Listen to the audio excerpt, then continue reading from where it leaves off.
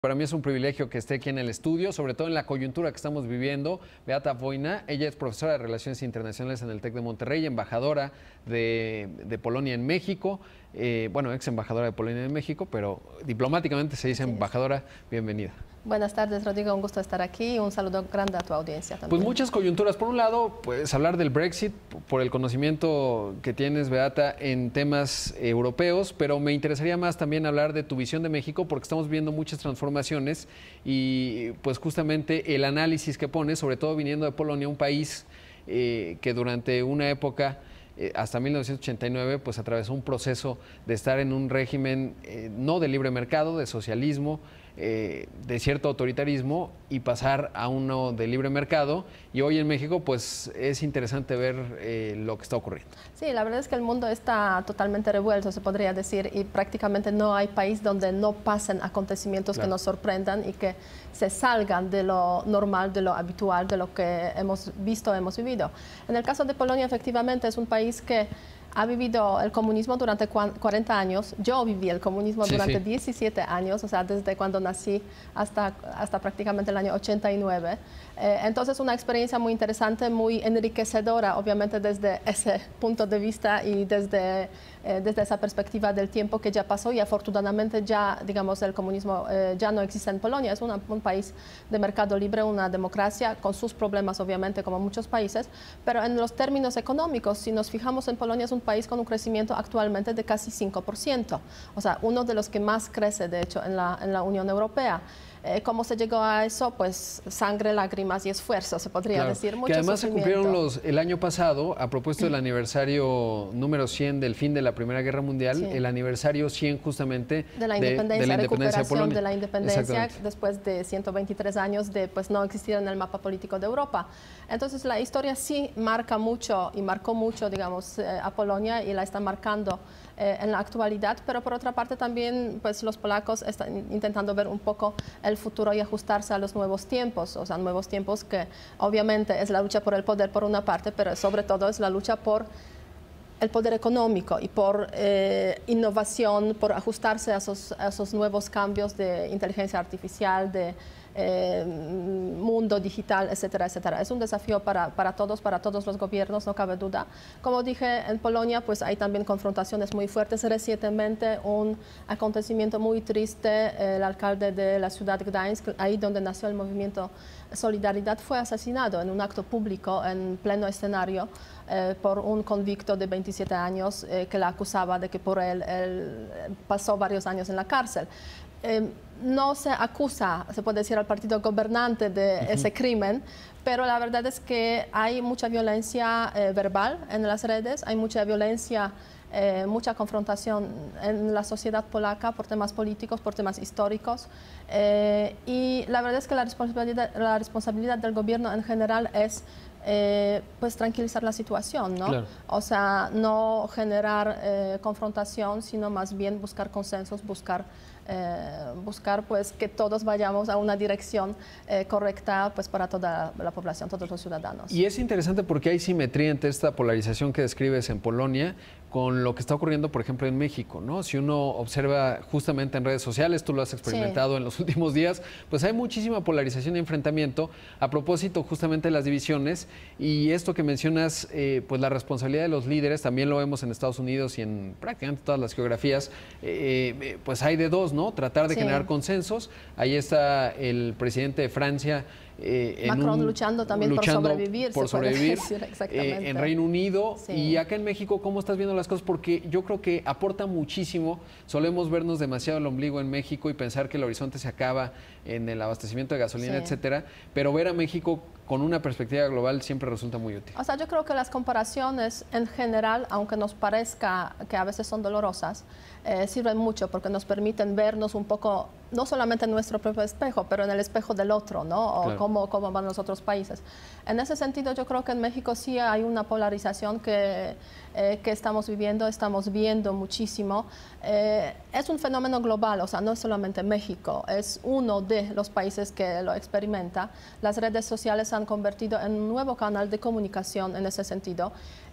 Todos estamos aprendiendo cómo ese canal de comunicación funciona. Los políticos lo están aprendiendo y están aprendiendo que pueden ganar a través de este nuevo canal de comunicación. Y el ejemplo claro es el presidente de Brasil, Bolsonaro, que ganó su presidencia en las redes sociales. Quizás me remontaría a Donald Trump, ¿no? Y ahí ya está a discusión, sí. digamos, el papel de Rusia en esto que han mencionado de secuestrar la percepción de los ciudadanos a través de la difusión y utilización de redes sociales, que está a discutirse, pero es muy interesante esto que está ocurriendo, cómo se van definiendo percepciones. Ahora, ¿qué decir, digamos, de lo que estás viendo en materia económica de México? Sobre todo porque vemos, ya lo decías, Polonia, un país que ha apostado por el libre mercado, un país que está creciendo a tasas por encima del 5%, y recordaba lo que escribías a propósito de tu visita a Rusia, en donde uno ve en Moscú pues estas todavía estatuas de Lenin, en el centro, digamos, de Moscú. Que no es un país que acaba de abrazar, digamos, su presente, que no deja la nostalgia del pasado. ¿Cómo ves a México en esto que parecería de repente nostálgico, regresar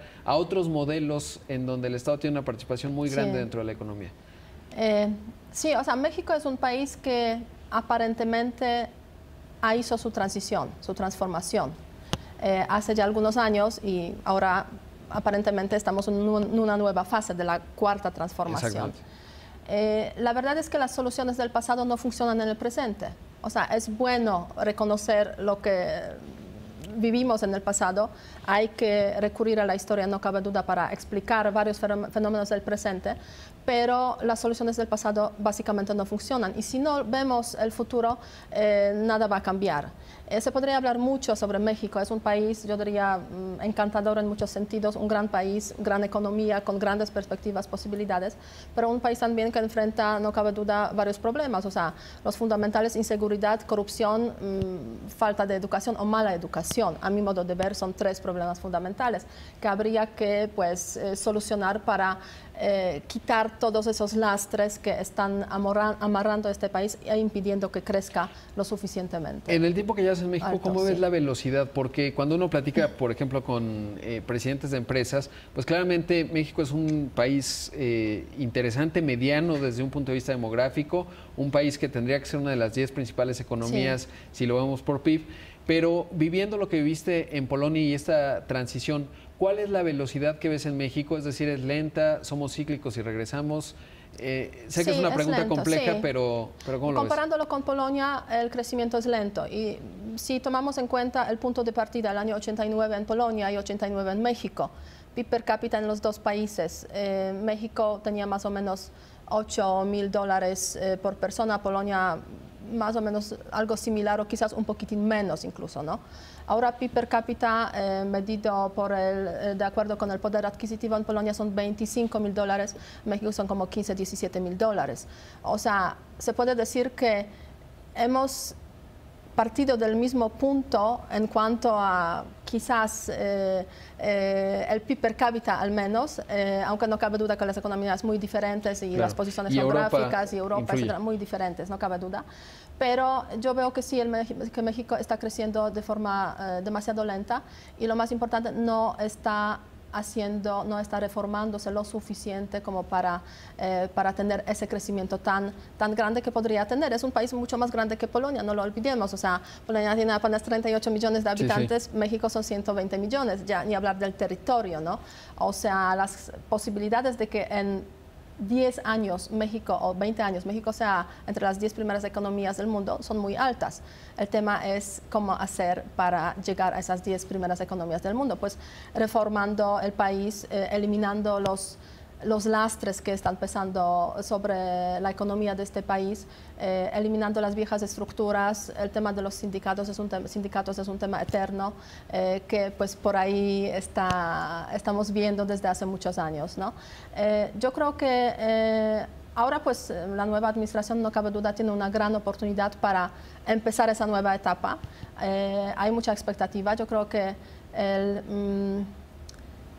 la legitimidad que ha dado la población, o sea, los 30 millones de votantes a este nuevo gobierno, es muy grande, pero la expectativa también es muy grande. Entonces, en ese sentido, pues hay que tomar decisiones de forma muy cautelosa, atrevidas muchas veces, no cabe duda, pero también decisiones que miren hacia el futuro, ¿no? Claro. A mí me encanta el ejemplo de un país pequeñito, Estonia. un país pequeñito en los Bálticos, Sí, sí. no hace mucho parte de la Unión Soviética, o sea, un desastre total se podría decir, en el año 89, 90, una economía sin perspectiva, sin futuro. Hoy todos hablan de Estonia, ¿por qué? Porque Estonia consiguió transformarse totalmente en un país totalmente moderno, totalmente digitalizado y un país que mira hacia el futuro, ¿no? O sea, a mí me encantaría que en México se hablara de temas de inteligencia artificial, temas de digitalización, cómo hacer para que la administración se convierta totalmente en una e-administración, cómo hacer para que la población tenga acceso a Internet y pueda aprovechar todos los beneficios que nos pueda dar ese nuevo mundo digital, etcétera, etcétera. Pero no se habla de eso, desafortunadamente. Si vemos los mensajes, pues no son los mensajes principales, Claro. eso no cabe duda, ¿no? Hablamos de commodities. Beata, siempre un gusto platicar contigo y espero tenerte pronto. Además vas a Davos y ahí pues justamente veremos estas reflexiones de un mundo que va hacia un mayor proteccionismo pensando en Estados Unidos y otra parte que sigue pensando que lo mejor es la interdependencia económica y social y por supuesto política. Muchas gracias. Así es, muchas gracias, Rodrigo. Vamos a hacer